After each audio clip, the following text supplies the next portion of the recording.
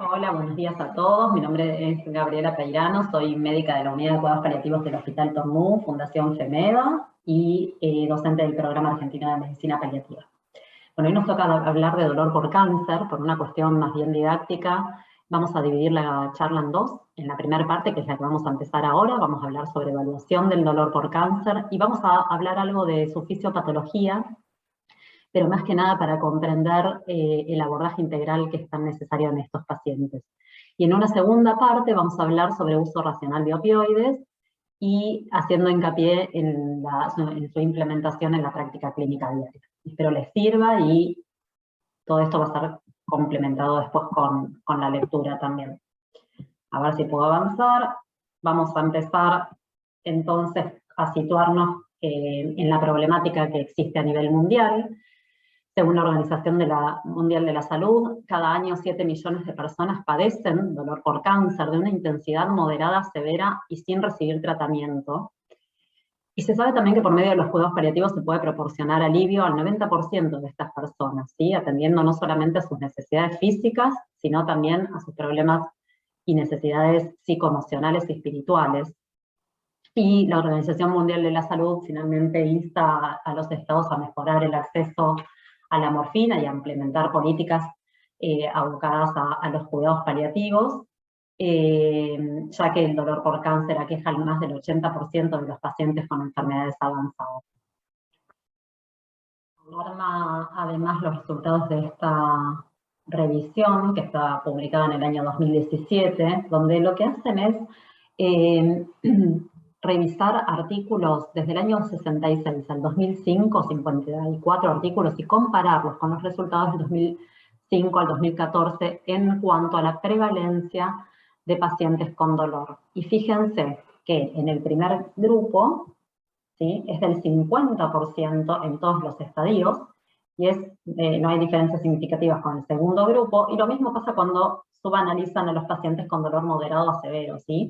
Del 30% para ambos grupos de prevalencia es altísima, y bueno, nos hace pensar también en la necesidad como equipos de salud de hacer mucho hincapié en el abordaje, ¿no?, de nuestros pacientes para mejorar su calidad de vida. No ha cambiado demasiado la cosa a lo largo de los años. Entonces, cuando pensamos cuáles son los motivos de su tratamiento, y estas son cosas que se nos ocurrieron a nosotros como equipo, pero que ustedes pueden agregar y que seguramente vayan a encontrar más, si los pensamos a nivel de profesionales de la salud, muchas veces, acá yo no sé si no le cambiaría como el orden, ¿no? Muchas veces son los tiempos acotados. La realidad es que tenemos a veces 15 minutos para evaluar un paciente, y si uno aparte es especialista en oncología, hematología o cualquier especialidad, va a querer abocarse obviamente a sus necesidades y a las indicaciones que tenga que dar y a la evaluación que necesite atender. Los tiempos son acortados. Por otro lado, muchas veces hay insuficiente conocimiento o poca destreza o poco entrenamiento, más bien. Podemos tener todos los conocimientos, pero si no estamos entrenados el día a día para hacer una evaluación, un screening de rutina de detección del dolor,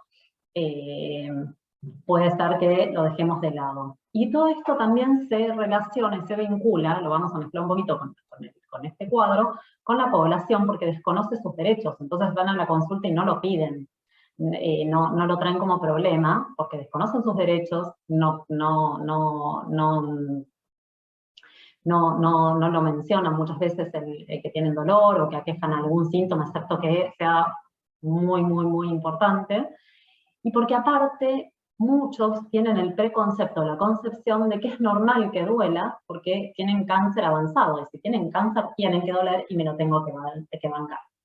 Y esto está conjugado al miedo tanto de la población como de los médicos sobre el uso de opioides, de los que vamos a hablar y hacer hincapié en la próxima charla. No sé si hay algo más de esto. Bueno, no, y dentro del sistema de salud, la concientización baja y tal vez el poco interés de los estados, la escasez de equipos especializados, y por otro lado la dificultad de acceso que queríamos contarles, o seguramente ya lo leyeron o les contaron, que desde el año 18 hay un convenio provincial del Instituto Nacional del Cáncer y del Programa Nacional de Cuidados Paliativos, donde están trabajando mucho para la provisión de analgésicos opioides de fabricación local, que es la morfina de 10 miligramos y metadona de 5 miligramos. Entonces, en ese sentido, en el país la verdad es que se avanzó un montón, ¿sí? Y la idea ahora es seguir formando a los diferentes profesionales de la salud, haciendo hincapié también en este sentido a la atención primaria, ¿sí? A los niveles de atención primaria.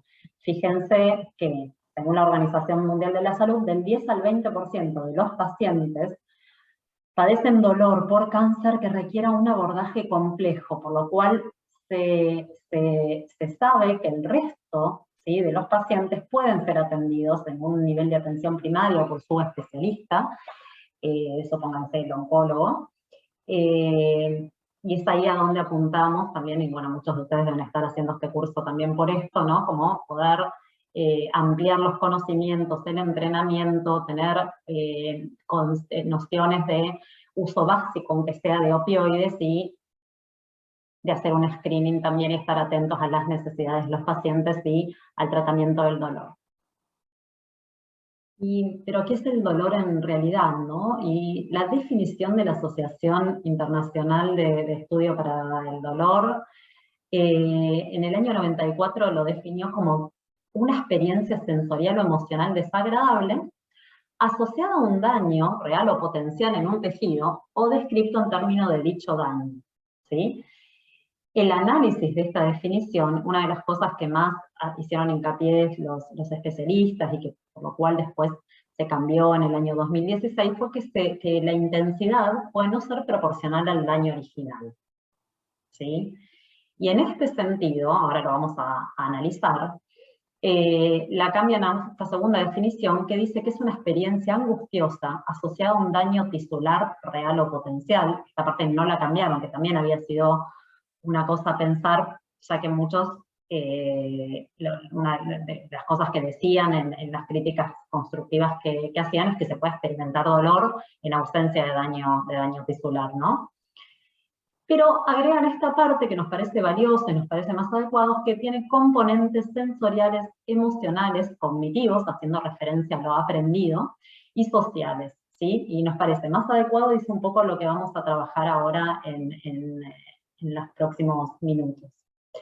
Lo cierto es que tenemos un paciente, cuando tenemos un paciente con dolor, hay una expresión del dolor que va a significar un montón de otras cosas, y que no solamente, esto seguro, va a estar significando un daño físico solamente, ¿sí? Entonces, cuando un paciente tiene dolor, creemos al dolor, creemos a la intensidad del dolor. El dolor es lo que ya deben haber escuchado en un montón de lugares, el dolor es lo que el paciente dice que es, y nosotros como profesionales de la salud, ya sea desde nuestro lugar de enfermeros, médicos, kinesiólogos, terapistas ocupacionales, lo que vamos a intentar entre todos es comprender qué es lo que le duele, ¿sí? Que seguramente, y casi me arriesgaría a decir en el 100% de las personas, la intensidad del dolor no va a ser proporcional al daño físico, ¿sí? Solamente. Y inciden un montón de dimensiones que nos atraviesan como personas, porque somos personas y no instrumentos o máquinas, ni una enfermedad, ¿no? Ni un órgano. Ven que no me está avanzando. Bueno, y para esto y para analizar un poquito lo que venimos charlando, proponemos analizar el caso de una paciente que se llama, le vamos a poner un nombre tanto a ella como a su familia ficticio para preservar su identidad, nombres y algunos otros datos también cambiamos con este objetivo. Se llama, bueno, entonces Paula, tiene 48 años, diagnóstico, le realizan diagnóstico muy recientemente, hace un mes, de un adenocarcinoma de pulmón estadio 4, con metástasis pulmonares en el pulmón contralateral, hepáticas y óseas múltiples. Tiene un performance status 4, ¿sí? Se la pasa todo el tiempo en la cama por la alta fragilidad secundaria a la enfermedad oncológica. y refiere un dolor mixto, ¿sí? Mixto es neuropático más nociceptivo, en hemitórax derecho, secundario a invasión tumoral costal, con una intensidad alta de 8/10, con 5 a 6 episodios de intensidad de 10 en 10 durante el día, o sea, momentos de mayor intensidad, refiriéndolos como insoportables y asociados al movimiento.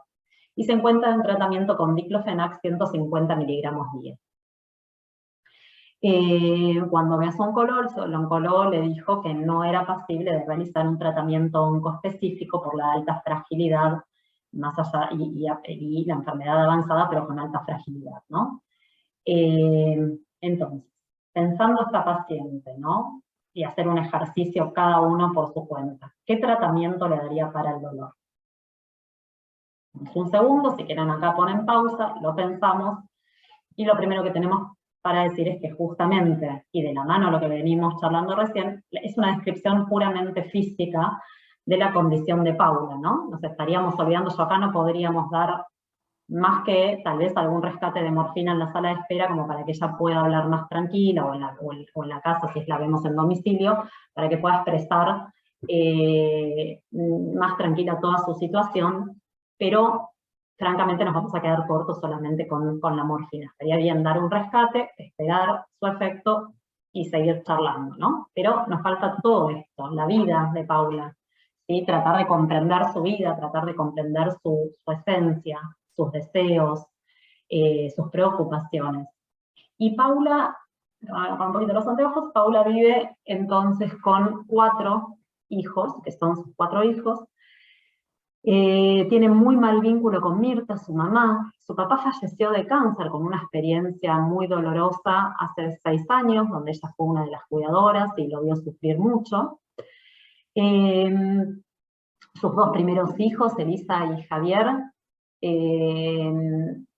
son hijos de un primer matrimonio de Hernán, que se suicidó hace 3 años cuando ellos estaban separados, pero fue una experiencia fuertísima para los chicos. Javier en ese entonces era menor de edad. Elisa tiene otro chiquito que también está a cargo de la familia, llamado Joaquín, de 2 añitos. Y Paula conforma una segunda pareja, Antonio, con el cual, bueno, está separada y tiene muy mal vínculo, y tampoco tiene vínculo con los niños. 2 niños, Paola de 10 años y Dante de 6 años. Situación muy, muy compleja, y lo que contaba es que no tenía tampoco amigos que la acompañaran con los que pudiera contar. Paula no tiene obra social, está desempleada desde antes del diagnóstico, es tabaquista, fue nolista hasta hace 10 años, y se define como una personalidad ansiosa, y nos cuenta que tiene escolaridad primaria completa.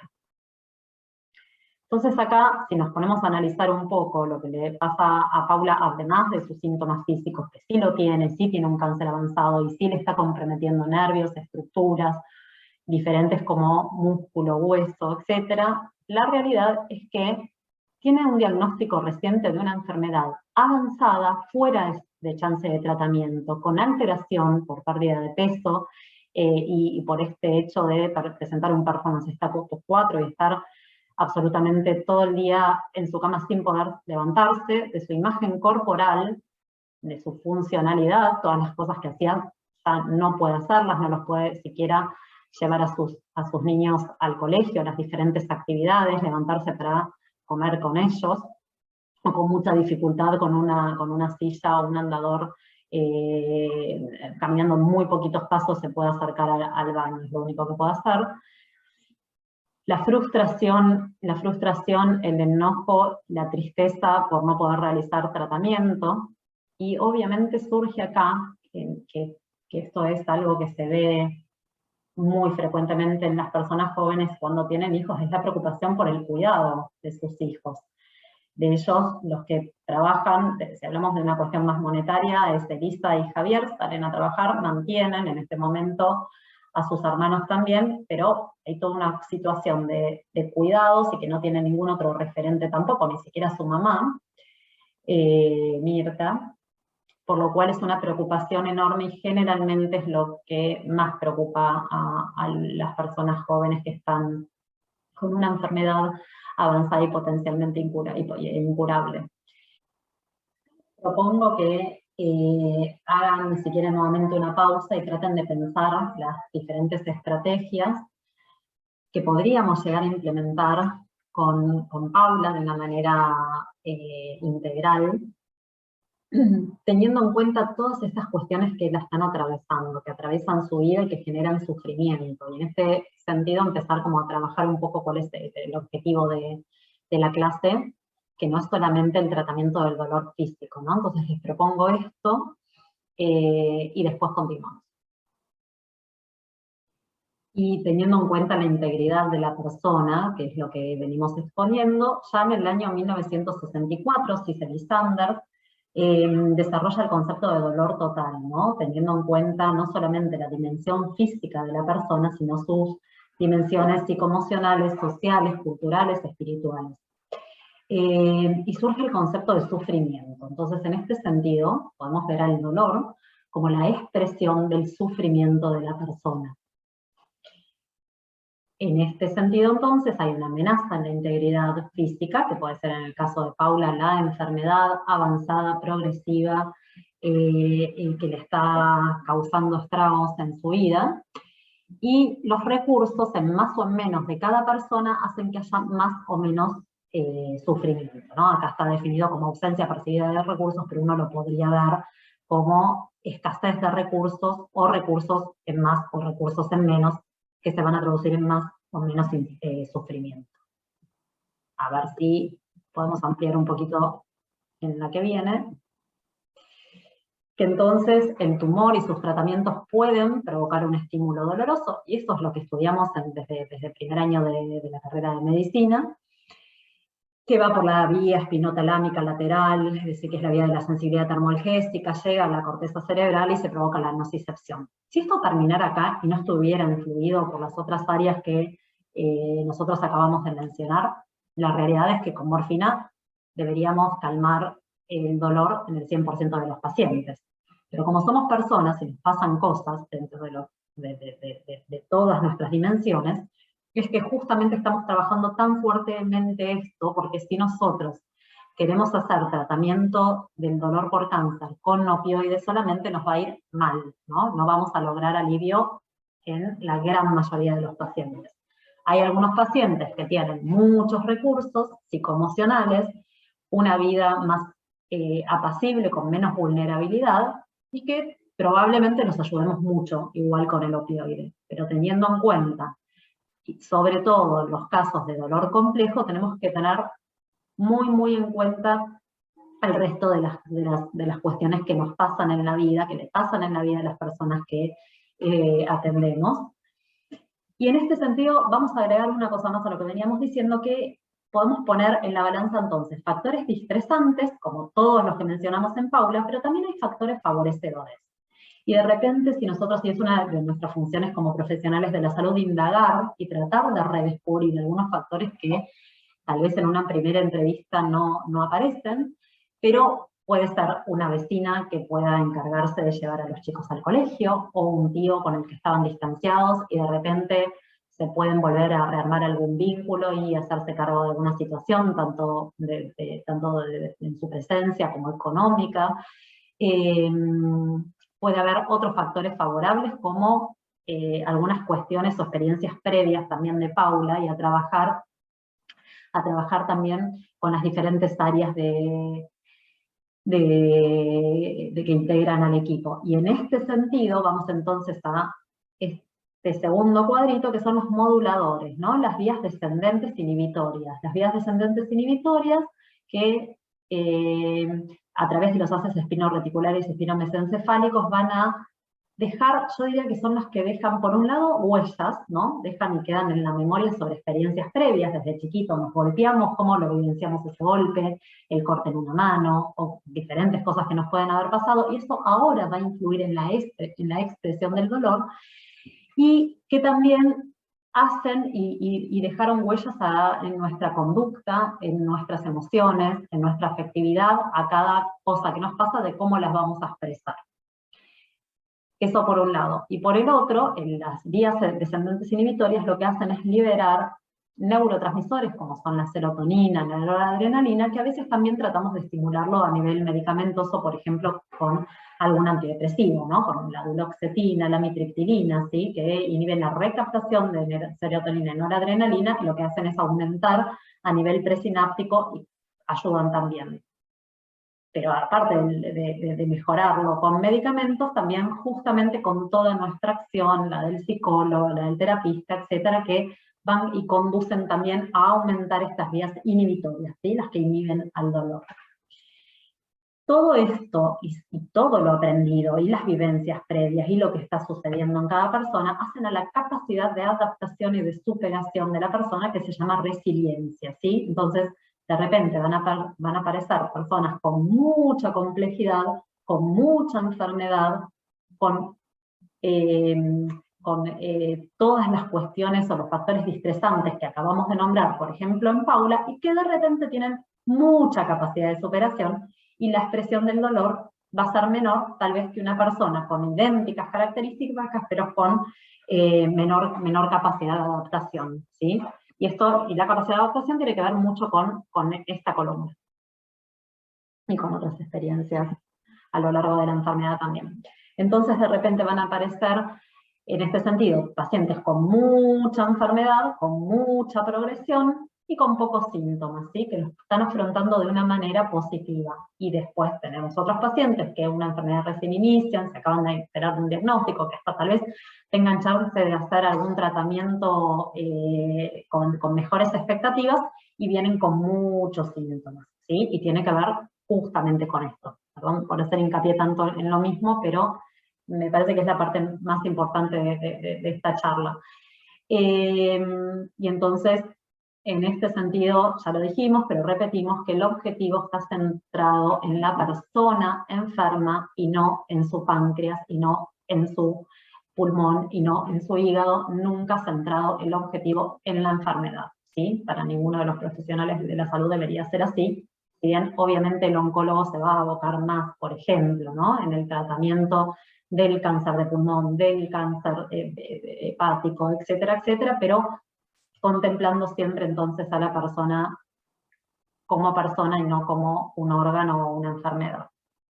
Y el sufrimiento, siempre entenderlo, que no es solamente para pacientes, sino también para sus seres queridos, para su familia, y en este sentido, como ya deben haber visto en las charlas anteriores con el resto de nuestros compañeros, es el abordaje tan necesario para la unidad de tratamiento, ¿sí? Para paciente y familia, y se desprende que es todo lo que venimos charlando, ¿sí? Sufre el equipo también, y esto es bueno reconocerlo, y a veces hay situaciones que nos generan impotencia y con más sufrimiento, y es bueno siempre compartirlo, ¿no? con el resto de los colegas, y reconocerlo, sobre todo empezar con el reconocimiento. Y como ya también deben haber visto en charlas anteriores, entonces de los cuidados paliativos, la mirada de esta filosofía es integral, ¿sí? Integra a toda la persona en su persona, y no solamente por partes, por órganos o sistemas, integrados con los distintos servicios del sistema de salud. Siempre nos contactamos con el oncólogo, el médico referente, el clínico referente, el geriatra, etcétera, etcétera, etcétera, porque es la única manera de poder ayudar a la persona y no fraccionar, y con diferentes disciplinas. Pero bueno, esto ya lo vieron, así que vamos a seguir. Entonces, la evaluación multidimensional, vamos acá a nombrar algunas de las cosas que hacemos, por lo menos en una primera consulta, un screening rápido y necesario, y después ir profundizando en cada paciente y personalizando según sus necesidades. Entonces estaremos atentos a los antecedentes médicos, tanto personales como familiares. Esto es mucho de lo que ya vienen ustedes como manejando el día a día, ¿no? La historia de fármacos, la medicación que está recibiendo, la automedicación. Muchos pacientes reciben analgésicos no esteroides, porque una aspirina, un ibuprofeno, y no les parece o no lo cuentan como fármacos, entonces indagar más detalladamente ahí. Lo mismo con las benzodiazepinas. En este sentido, entonces, tener en cuenta el antecedente de adicciones que lleva no solamente al riesgo de uso indebido de opioides, sino a un dolor, como ya vamos a ver, de difícil tratamiento y un afrontamiento con más dificultad. Tener en cuenta el sueño, ¿sí? El sueño, si duerme de noche, si lo despierta el dolor, si cuando se despierta por algún miedo, o a veces existen miedos nocturnos, empieza ahí el dolor.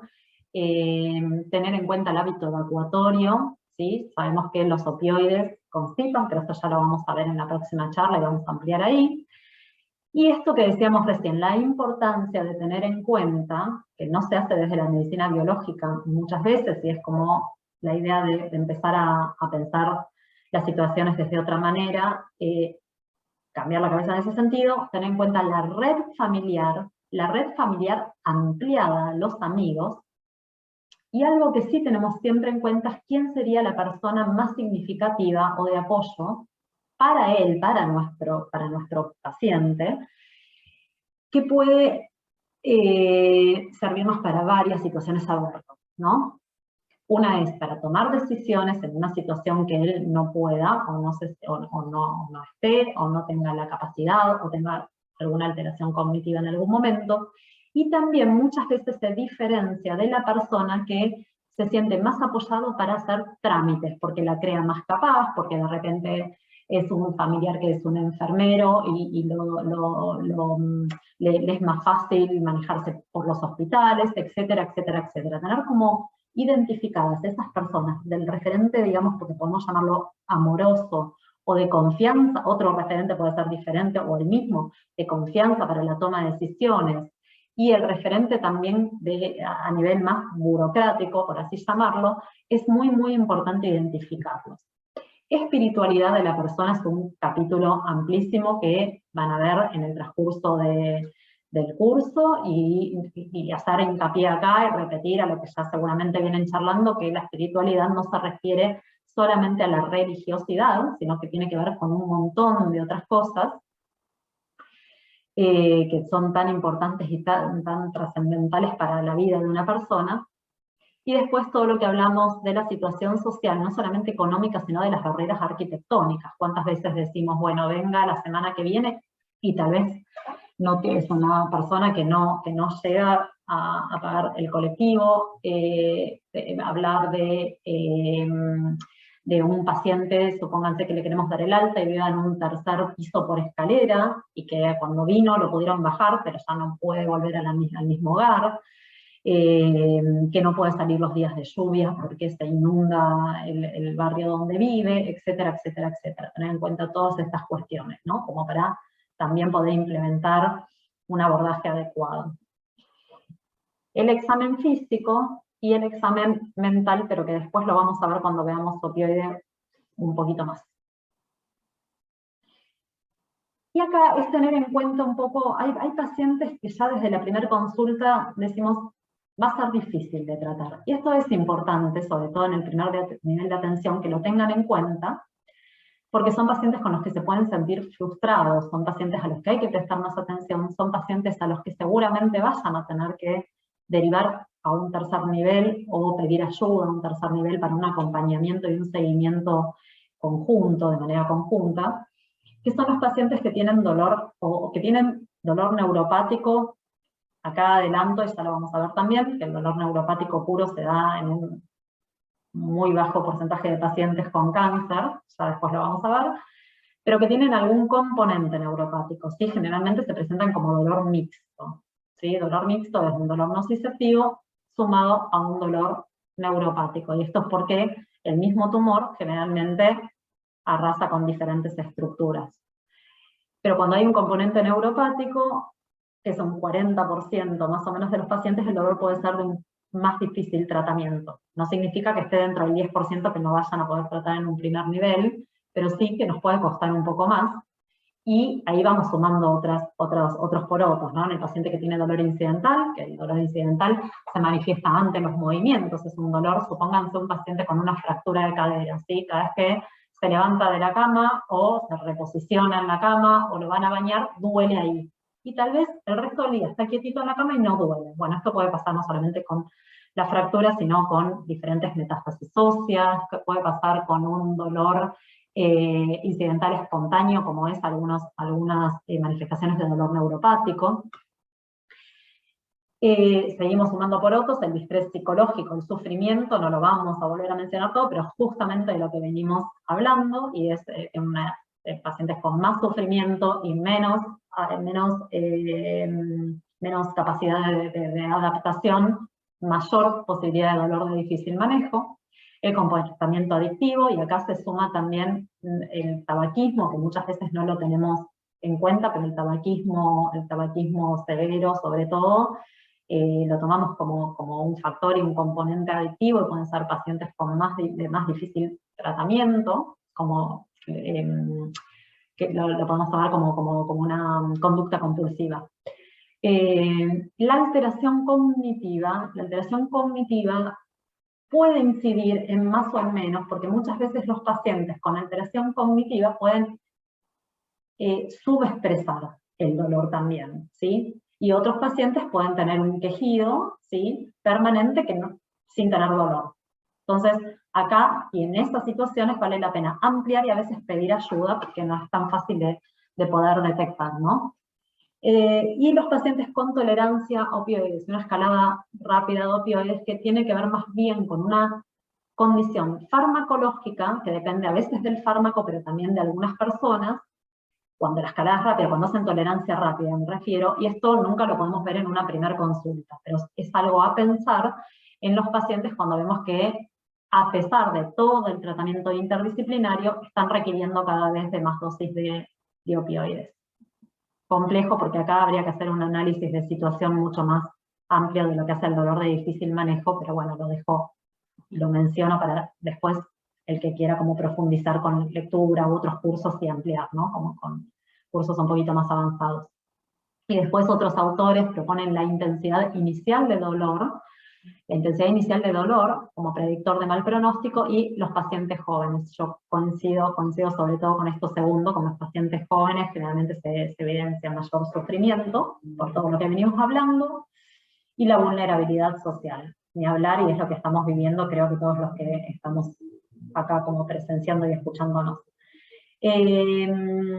Acá hay algo interesante, este cuadrito, que en los pacientes que tienen, como dijimos recién, alteración cognitiva, delirium, como que lo pueden haber escuchado más como síndrome confusional, en los pacientes con alto nivel de sufrimiento, una alteración psíquica, ansiedad, depresión, psicosis, etc., los pacientes con antecedentes de adicciones y enolismos van a tener sobreexpresión entonces de dolor y de otros síntomas. Si nosotros no nos paramos a analizar y a tratar de manera integral, integrada, interdisciplinaria esta situación, poder ver qué le está pasando al paciente, obviamente que la tendencia va a ser aumentar el opioide. Tenés más dolor, aumento morfina. Tengo más dolor, aumento morfina. Y está subrayado la parte del delirium porque el ascenso del opioide, sin revisar si tiene algún efecto de neurotoxicidad inducida por el opioide, puede dar más toxicidad, más delirium y más sobreexpresión del dolor. También es un tema tal vez para ampliar, pero lo dejo acá plasmado porque puede pasar esto, que vean que les aumentan y nada, y tienen más expresión del dolor, y en realidad lo estamos confundiendo cada vez más. En relación a la evaluación, muchos ya pueden llegar a conocer esta regla, que es Alicia, ¿sí? Vamos a poner todo así, la leemos. Perdón, vamos hasta Ali. Entonces, nada, es una regla mnemotécnica para pensar en que cuando estamos parados enfrente de un paciente con dolor, ¿qué preguntamos? ¿Sí? ¿Cuándo apareció? Y en cuándo apareció tiene que ver con desde cuánto hace que tiene dolor, si hace días, meses, etc. Y también en qué momento del día aparece, con qué cosas aparece. ¿Tiene dolor todo el día o es cuando se para de la cama? ¿Tiene dolor todo el día o es cuando deambula? Hay momentos que se angustia más si tiene dolor, o tiene dolor más de noche cuando no puede dormir porque está pensando en todo lo que pueda llegar a pasarle. La localización del dolor, ¿sí? Localización, esto ya lo aprendimos seguramente en los primeros años de medicina, en semiología, la irradiación, hacia dónde va, las características del dolor, y en las características nos frenamos a pensar y a tratar también de dilucidar el tipo de dolor, si es neuropático, nociceptivo, o de neuropático más nociceptivo, que ya dijimos que es como la más frecuente, es o nociceptivo solo o con algún agregado de dolor neuropático. La intensidad del dolor, y en relación a la intensidad, entonces tenemos diferentes escalas que usamos frecuentemente en los cuidados paliativos. Y tenemos la escala visual análoga, ¿sí? Que es una escala que simplemente es una reglita de 10 centímetros y el paciente sitúa, ¿sí? Dónde es el dolor, va desde sin dolor al peor dolor, y le decimos que sitúe, y vemos la medida, supónganse que sea por la mitad, es, ¿sí? Lo podemos traducir en la que está abajo, en la escala numérica análoga, un dolor de 5. Entonces, la que más usamos es, en realidad, esta segunda, que decimos, si 0 es nada de dolor, y 10 es el peor dolor que tuvo en su vida, ¿cuánto dolor tiene en este momento? Y suponete te dicen 5, 6 de dolor. Lo dejamos registrado. Y ahora vamos a ver, yo dije en este momento, pero ahora vamos a ver en qué momentos nos sirve para analizar y por qué preguntamos en diferentes momentos del día o en las últimas 24 horas. Y después está la escala categórica, que para los pacientes que les cuesta, porque a muchos pacientes les cuesta poner un número, es muy, muy útil, que es, no tenés dolor leve, muy leve, leve, moderado, severo o muy severo, ¿sí? Y a veces esta misma hay que simplificarla, tenés mucho, mucho, mucho dolor o muy poquito, o te molesta a veces, ¿no? Como que uno va adecuando a la persona con la que estamos, con la que estamos comunicándonos. Y el alivio, ¿con qué cosas alivia? Alivio cuando me quedo quieto, alivio en realidad cuando camino, por ejemplo, el dolor miofascial empieza a aliviar después de caminar un tiempo. El dolor óseo metastásico es cuando, por ejemplo, nos levantamos ante la movilización, y esto también nos ayuda a orientarnos un poco al tipo de dolor y a la conducta, ¿no? Porque si solamente le duele, y esto pasa a veces en los pacientes con artrosis, cuando se va a levantar de la cama a la mañana, y después durante el día anda y está perfecto, y tal vez darle media hora antes de levantarse, dejarle la pastillita o el medicamento que vamos a dar para el dolor en la mesita de luz. Entonces se levanta media hora después de haberlo tomado, y seguramente con esa acción solamente ya mejoremos su calidad de vida. O puede tener menos dolor durante el día, pero hacer su máximo dolor ahí, y lo mismo, le dejamos medicamento a lo largo del día, pero con esta precaución, ¿sí? De darle esa media horita antes la primera dosis, ¿sí? Son todas estrategias que vamos usando conociendo el diario del dolor de cada persona. Y antes de ver esta, yo iría por lo que estuvimos charlando recién a esta. Entonces nos sirve saber qué dolor siente ahora. Por eso decíamos, de la intensidad del dolor uno lo ve y lo correlaciona con las fases también. Si una persona que estamos hablando a lo más tranquila y se está riendo de alguna situación o la ves relajada, con fases relajadas, y te dice que tiene un dolor 10 en 10, ahí tratar de reinterpretar, a ver si entendió bien primero que el 10 es el peor dolor, tratar de reinterpretar la escala y empezar a pensar en las emociones también que se van mezclando, ¿no? Y cuánto tiene que ver con el dolor físico, es un parámetro que puede ser útil como uno de los parámetros para pensar cuánto tiene que ver con el dolor físico o cuánto con lo emocional o con la expresión del dolor por algunas otras cuestiones. Entonces sirve saber cuánto dolor ahora. Después preguntamos clásicamente cuál fue el dolor promedio en las últimas 24 horas, que es el que generalmente dejamos registrado en esta otra escala, que es el ESAS, que ahora la vamos a ver, dolor promedio en las últimas 24 horas, para saber globalmente, sirve para saber globalmente cómo le está pasando por el dolor. Y después también sirve saber cuál es el menor dolor durante las últimas 24 horas y el peor dolor. Y esto también es muy importante porque hay personas que pueden decir, bueno, tengo 4 de dolor promedio en las últimas 24 horas. Pero tal vez hubo 3 momentos en el día que fueron insoportables de dolor 10 en 10. Entonces, saber el basal, ¿no? ¿Cuál es con cuánto dolor estás la mayor parte del día? cuánto se lo banca, cuánto le permite hacer las actividades que logra hacer también por la progresión de la enfermedad, que también puede ser un limitante, pero también saber cuántas crisis, porque esto nos va a permitir readecuar no solamente las intervenciones basales, sino hacer algo con esas crisis, o ver si podemos hacer algo, ¿no? Como lo que explicaba recién de, le duele o tiene la crisis al levantarse de la cama. Entonces todos estos datos nos sirven. Y después a mí siempre me gusta hacer una pregunta, decir, la mayor parte del tiempo, ¿estás bien del dolor o la mayor parte del tiempo estás muy dolorida o dolorido? Y esos datos sirven siempre como para después realizar un abordaje más personalizado. Y algunas cosas que también pueden ayudar para saber la incidencia de cuestiones psicoemocionales en la expresión del dolor son el ESAS, que es la escala de valoración de síntomas, que son los 10 síntomas más frecuentes, que se hallaron que son más frecuentes en pacientes con cáncer, que nosotros se lo hacemos todos los días en los pacientes, supónganse, internados en la unidad de cuidados paliativos, y cada vez que vienen a la consulta. Y acá tratar de ver que, y muchas veces nos pasa, que cada paciente, que cuando los pacientes vienen, supónganse, a la consulta, tienen altos niveles de depresión, ansiedad, angustia, y altos niveles de dolor. Entonces, si esto pasa persistentemente, y estamos tratando el dolor, y tenemos un paciente con algún opioide, y aparte estamos tratando de comprender lo que le sucede en su vida, y estamos tratando de hacer un abordaje interdisciplinario, y pensar que igual estas características pueden estar incidiendo en el dolor. Cuando estas tres cosas están altas, es un dato más, no digo que sea un diagnóstico, pero es un dato más para estar atentos por lo menos.